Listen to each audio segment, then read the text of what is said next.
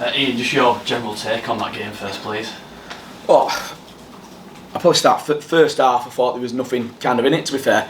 I thought they'd scored the tries against the run of the play, which hurt us, but I thought we bounced back from that this week better than what we did last week against Salford. Second half, wow, yeah, I didn't see that one. Yeah, just capitulated second half, to be fair. You can talk about individual brilliance with some of the players like Bevan and Jai and people like that, but yeah, wow, yeah, didn't see that one coming, yeah. What did go wrong? I know you'll obviously look at this in a week, but in that last 20 minutes where, as you say, just capitulated. Yeah, that's probably the word for it, capitulated. I think we come out after half time and we're making errors straight away from the kick-off, don't we? And then we concede. We didn't have a resilience to defend our goal line, but yeah, you've got to be better than that in that area, for sure.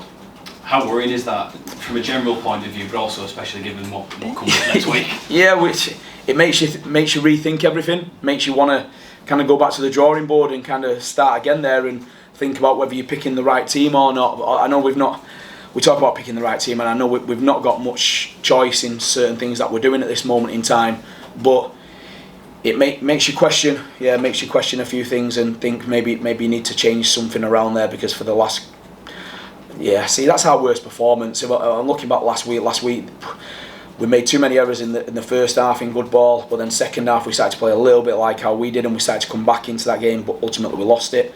Now we've had 3 losses on the bounce here going into a semi-final, and a lot of it's due to our own downfall, really. You mentioned the players. What's their reaction been after? Are they just as shell-shocked on? Yeah, I think so. Yeah, they are, but they know it's not good enough. They know that our standards we're normally pretty gritty as a team, that will work hard for each other and will stay in games. We didn't see that in the second half, unfortunately, which is probably the most disappointing thing. Is what we try and pride ourselves on, is being a team and being a team first kind of mentality. We went away from that massively there. So yeah, a massive wake up call here. Is it even more frustrating that I know you talked in the week about giving away soft tries, and even when it is a contest, you look at Wigan's first to an interception and then a bit of a lazy tackle on French. Yeah, I think if you look at before that, Matty English goes through by some good play by us, and he gives it Clooney inside, he gives it Tui on the outside. I think we score there straight away.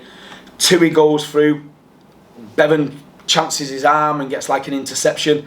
I think we're probably potentially we're up there by 2 scores, and then it gives you the confidence to start going. But I thought at half time, at 12-6, I thought we was in a great position, and we conceded just after half time, 18-6 or whatever, and we should have had a bit more resilience to defend our goal line. You're still in the game there. You're still in a position where you can bring that game back, and we've done that before where we came back from 12 points. It's not insurmountable, but we played like it was insurmountable. Whether people are thinking, there's a big game next week and this one's done now, they move on, but that's not what our attitude should be. We want to be a team that competes week in, week out, and day out as well. How tough is it going to be this week to pick everyone off the floor? Oh, I think when you're going into a semi-final, I don't think it's tough to pick people up. The games you want to play in, what some people have had there is a little bit of a reality check that maybe they're not as good as what they think they are as individuals, and we need to get back and start playing as a team, as what we have been doing, because all of a sudden we seem to be just doing a few little things which are not in character of what we were doing earlier on when we were winning them games. We were playing as a team, but now all of a sudden we seem to have fell out a little bit, and there's a few individuals doing a few individual little things which are causing us a problem now. Just one of the moments in that game, Isan's sin. What did you make to that? And again, especially waiting on disciplinary and stuff ahead of next week. Yeah, I've kind of seen a little bit of a clip of it, so I'm not going to comment too much. But if he's tripped him, he's been stupid, he's been dumb. I don't know whether it's more to do with Bevan French's footwork or not, but I've only glimpsed it because when I looked at the screen, all I seen was the leg out. So I don't know how it's kind of come about, but I'd just say in a position like that, if somebody's going through, is what I got told on the touchline is he's tripped.